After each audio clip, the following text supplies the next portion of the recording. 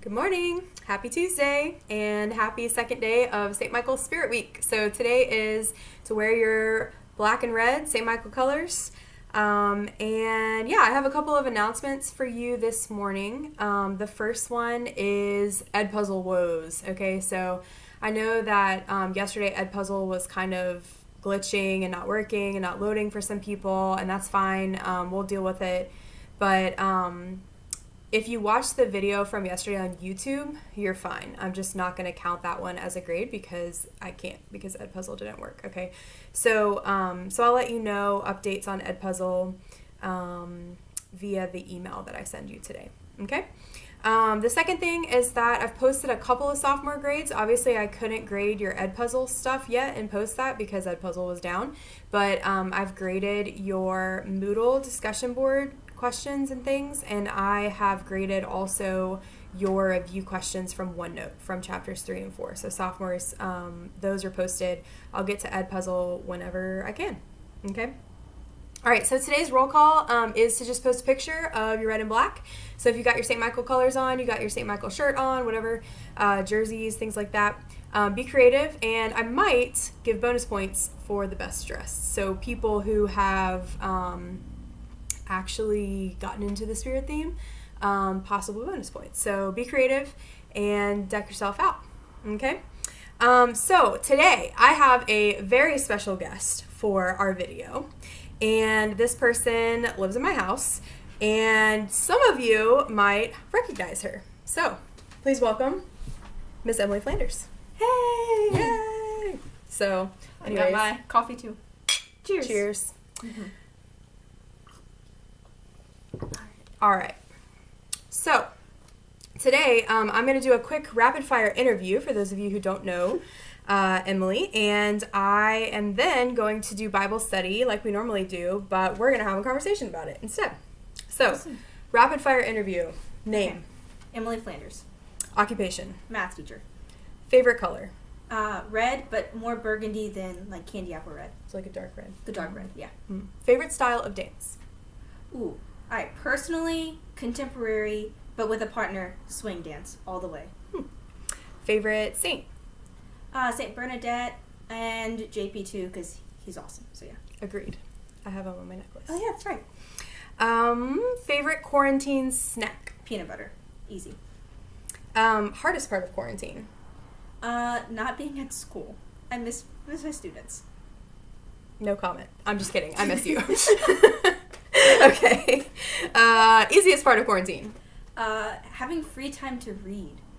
Oh, nice. Have you been reading anything good lately? Yeah, I'm reading this book called The Princess and the Goblin.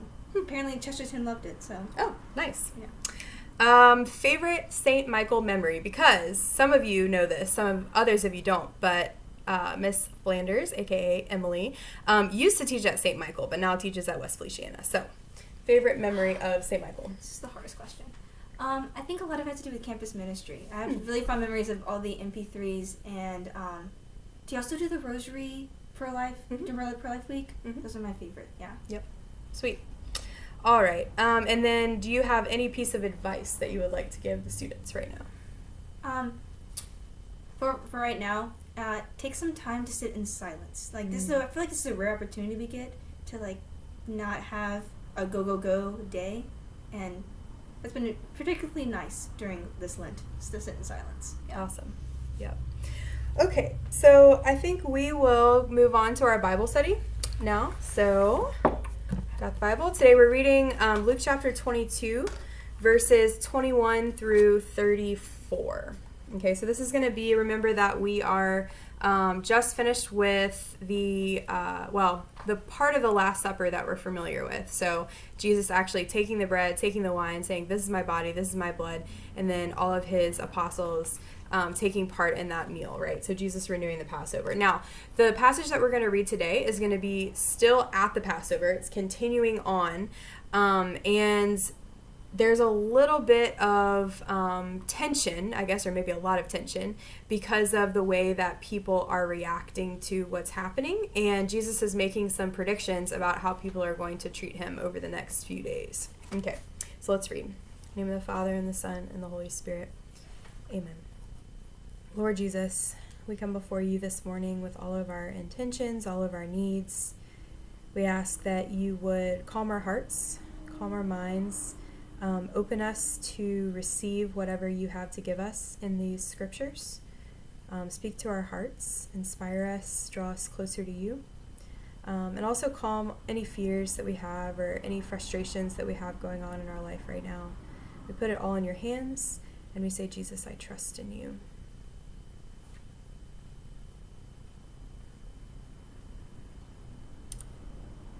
And yet, behold, the hand of the one who is to betray me is with me on the table. For the Son of Man indeed goes as it has been determined. But woe to that man by whom he is betrayed. And they began to debate among themselves who among them would do such a deed. Then an argument broke out among them about which of them should be regarded as the greatest. He said to them, the kings of the Gentiles lord it over them, and those in authority over them are addressed as benefactors. But among you it shall not be so. Rather, let the greatest among you be as the youngest, and the leader as the servant. For who is greater, the one seated at the table or the one who serves? Is it not the one seated at the table? I am among you as the one who serves. It is you who have stood by me in my trials, and I confer a kingdom on you, just as my Father has conferred one on me, that you may eat and drink at my table in my kingdom. And you will sit on thrones, judging the 12 tribes of Israel. Simon, Simon, behold, Satan has demanded to sift you all like wheat. But I have prayed that your own faith may not fail. And once you have returned back, you must strengthen your brothers. He said to him, Lord, I am prepared to go to prison and to die with you.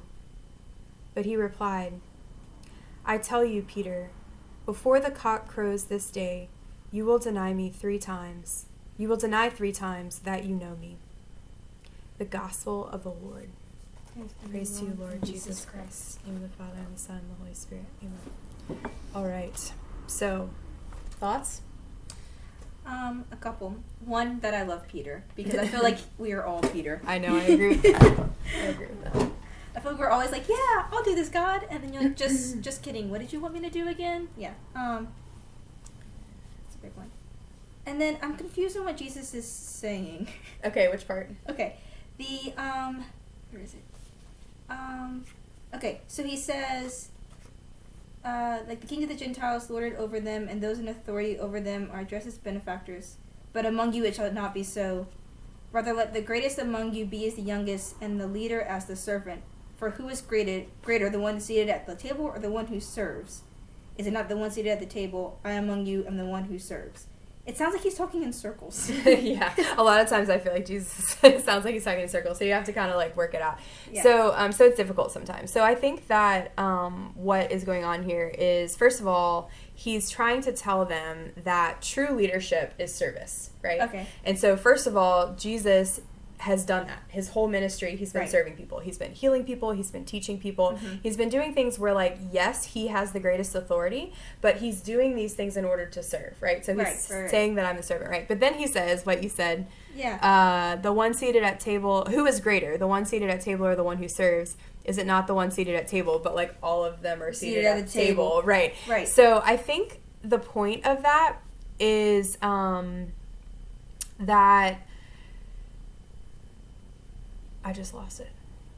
Wow. That just went right out of my mind. Let me read it again. Let me do it. For who is greater, the one seated at the table or the one who serves? Is it not the one? Oh, I get it. Okay. So, Jesus, I think, is trying to tell them that they, like, he is the greatest, right? He has the greatest authority, and, like, they are followers of him. Uh-huh. And so, they are not greater. Like, Jesus says in other places, like, you're not greater than your master. Like a disciple is not greater than the master. Like a student is not greater than the teacher. Right. So like if I'm gonna have to serve, then also you're gonna have to serve. And so I think he's saying like, okay, here we are all seated at the table. Like I'm the one with authority, but you guys are in a certain sense lower than me. So like if I'm going to be the one who's serving, then you even greater are going to be the ones who are serving, right? That like you're going to follow me. Like there's no way that basically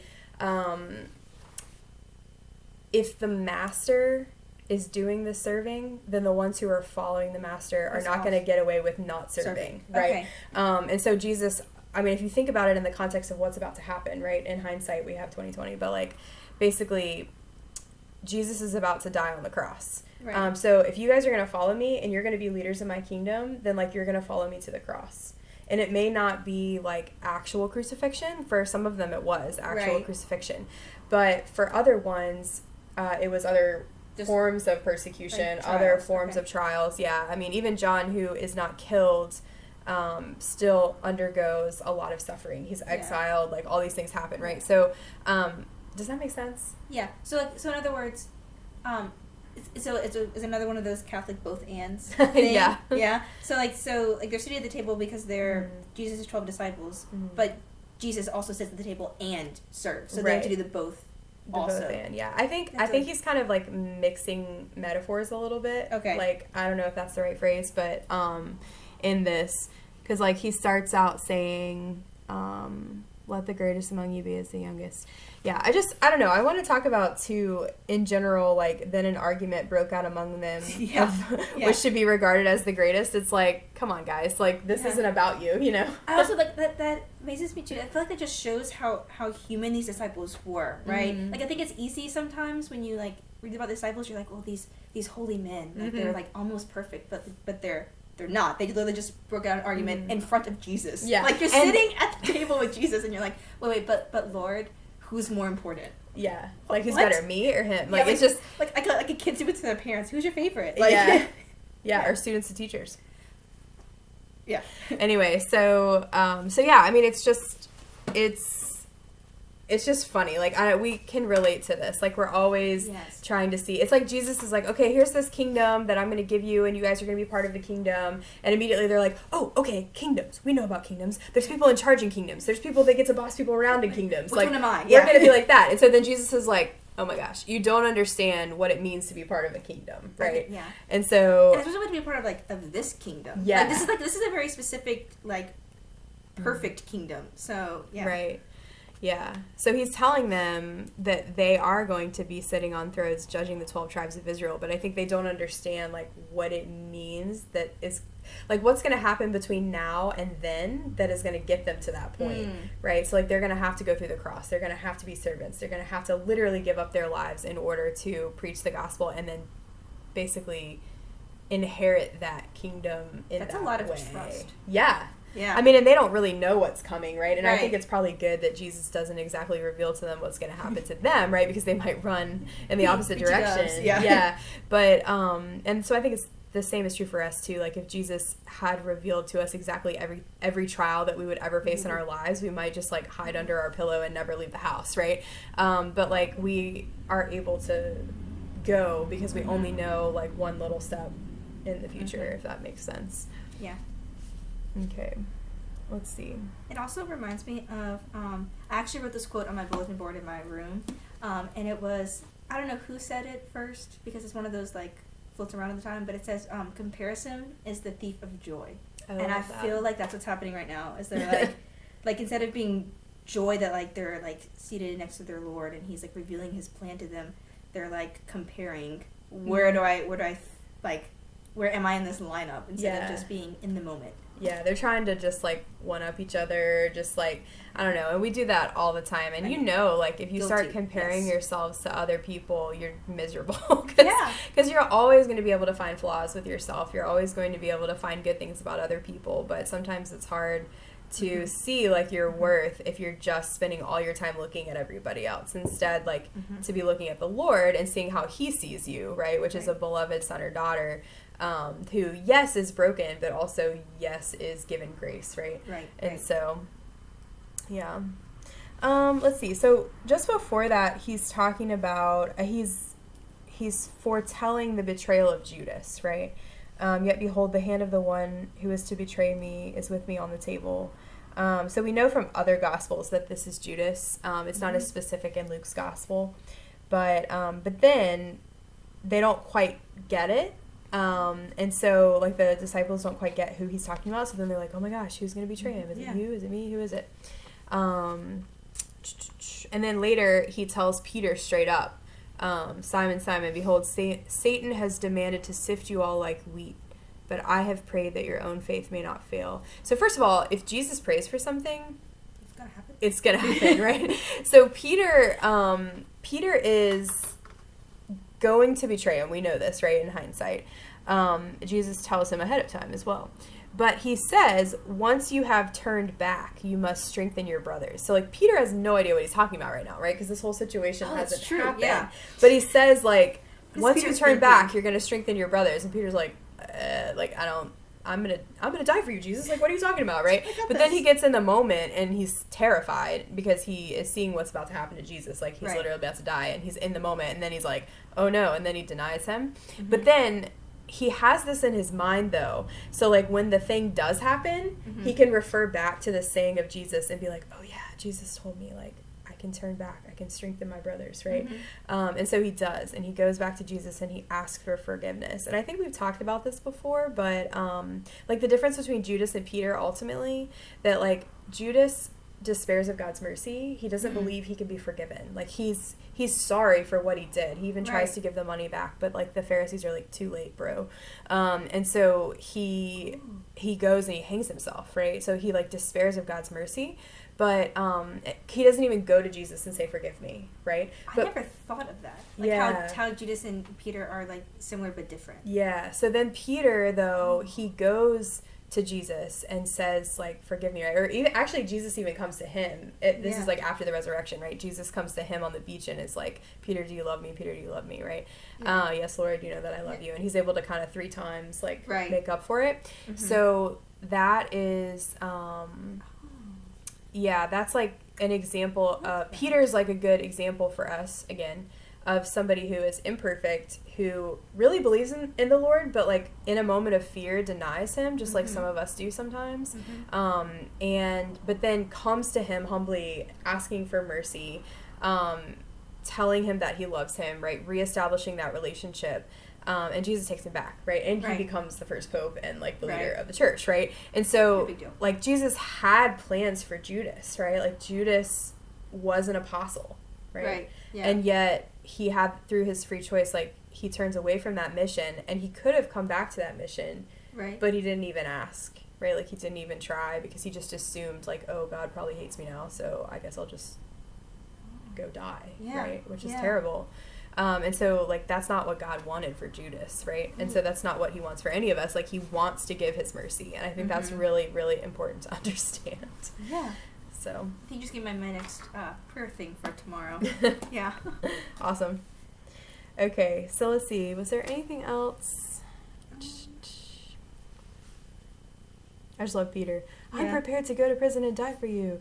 I was talking about this earlier, that I don't know if you guys have seen Pirates of the Caribbean, the original one, but it's when Jack Sparrow is like, how far are you willing to go for this woman? And Will's like, I'll die for her. And Jack Sparrow's like, okay then, sounds good. And this kind of reminds me of that, like, Peter's always like, yes, Lord, I'll die for you. And then, like, 5 minutes later, it's like, I don't know, super response, like an overly emotional response to, like, a simple question. Yeah, very, very zealous. But then, like, zealous, what I'm looking for. Yeah, but then, like, later, he's like, just kidding, I denied him 3 times, right? So it's it's our humanity, you know, but, like, God knows that, and he works with that, and he like wants us to just continually turn back to him over and over, and Peter kind of gives us that even like it strengthens when you turn back. Like, yeah. Yeah. I mean, when you turn back, you kind of learn things from where you've been, you know? So, yeah, if we never try it at all, then we never know. We never really grow. We never really learn. So, all right. Anything else? On the Bible? No. But I do have an odd request. Okay. Can I tell a dad joke? Yeah! I used to do dad jokes! Okay. So, my dad still texts me dad jokes. So, if you were in my class when I was at St. Michael, the story of this, how this came about, was my dad texted me a joke every single day, because apparently he still needs to give me dad jokes. And so he sits on my hour, each hour. So today's dad joke is, what is a duck's favorite snack? Duck's favorite snack. Oh, I think I might know. Go for it. Quackers. Yes. Yeah. So technically it was Womp cheese womp. and quackers. Oh, cheese and quackers. Gotta be fancy in quarantine, but yes. Got it. Yeah. Nice. Well, thanks for coming. No problem. Thanks for having me. Bye. Bye, guys. Okay, so couple of things about your assignments for today. Sophomores, you are reading the first couple of pages of your workbook, and then for chapter 5, and then you're going to the Ascension Press website, and you are watching all 3 of the videos for chapter 5. Okay, so Ascension Press website, 3 videos for chapter 5. Okay, so watch those. Be journaling in your workbook while you're doing it. Okay, so make sure that you're actually taking notes and journaling and all that. And then I want you to go to the discussion board, and I want you to do follow the directions that I send you in your email today. Okay, I'm going to give you very detailed instructions about how I want you to do this because we've been doing this differently. And I think on Moodle it was a little chaotic, and I don't know, it didn't really sound like we were having very good conversation. So I have some parameters for you that I've changed, and I changed the way that I did it. Instead of posting the video questions that you're going to be journaling with, those will still help, so please still do those in your workbook, but I want you to have a little bit more freedom about what you're talking about when it comes to the video. So if there's anything in the video that really strikes you, so the first video, the second video, or the third video, or anything in your workbook that you're reading about, there's 4 different columns. So 3 for the videos, 1 for just your reading. And you can post a comment or a question or something that really made you think, or just kind of talk about something that stuck out to you in the videos or in the book. And I want you to do that, and then I'll have everyone get on like maybe a couple hours later and then respond to somebody else's at least one comment on any of the videos. Okay, so I'll put all of those instructions in your email so you know exactly how to do it. So please read that carefully. I even gave you some examples of discussions just so that you kind of know how to make this flow. Because reading your responses on Moodle was kind of comical. It was like, I agree, because I agree, because I agree, because I agree. And like, it didn't sound like a real conversation. So when you're doing a discussion board, do it as if you're actually having a conversation with that person about that topic. If you're just kind of like not really caring, not really doing it, then it's going to be difficult for you to do that. But if you're actually engaging with the material, it shouldn't be hard. I think a lot of you are probably going to have natural questions when you watch some of these videos. So maybe jot it down and be like, I don't get when he said blah, blah, blah, or I don't understand when she talked about blah, blah, blah, or what did they mean by this word, or like I don't understand the difference between this word and this word. So like ask real questions that could help you understand the material, and then your classmates will be able to respond, and some of them may understand it better than you, and they may be able to like actually help you out. And then I'll be monitoring the discussion boards as well a little bit closer than I was last 2 weeks to see if there's anywhere where I need to jump in. Okay, so please take that seriously. Do that. Remember that it's on Padlet. Okay, so no longer on Moodle. It's on Padlet. I think that'll make it a little bit easier. Okay, so instructions in your email. Juniors, I want you to finish your Saint discussion board. So that's on Padlet. So make sure that you're signed in. Some of you are doing it anonymously, and that's not okay because I don't know who you are, so I can't give you credit. So make sure that you signed in so that your name comes up, and you're commenting on other people's Saint picture. Okay, so first of all, you're going to Flipgrid. You're watching at least 5 videos of different saints. Then you're going to Padlet, and you're finding the picture and the title of the same 5 saints that you watched the videos of, and then you're making comments or asking questions. Okay, again, don't make a comment or ask a question that like doesn't matter or that you don't really care about. Okay, so somebody was like, wow, I didn't know that this person became a priest when they were 18 or something, and it's like, well, yeah, because I don't expect that you've probably heard of some of these saints before. Okay, so like do something that is a little more believable, I guess. Ask questions that actually are real questions that you have about the person's life, or just make comments like, I thought it was really cool when the person said this saint did X because whatever reason. So some of you are leaving really good comments where you're talking about how this saint inspired me to have courage in this particular situation because of their courage in X situation, right? So they actually like took some time and made a thoughtful comment. So please do that. Okay. So that'll be due today. And then I want you to just read chapter 8. I'm just going to kind of have you rapidly read through the whole chapter. So read through chapter 8 and then answer the questions that I have posted in your OneNote under the new tab for Unit 8. Okay, so this is all about the church in America. So we're going to be talking, kind of go back in time a little bit from the beginning of America and then go forward until today. What is it like to be a Catholic in America? So that's what this chapter is about. All right. If you have any questions, comments, concerns, if you want to say hello to Miss Flanders, then I'll put that in the Ed puzzle, hopefully. And yeah, I'll talk to you later. Have a great day.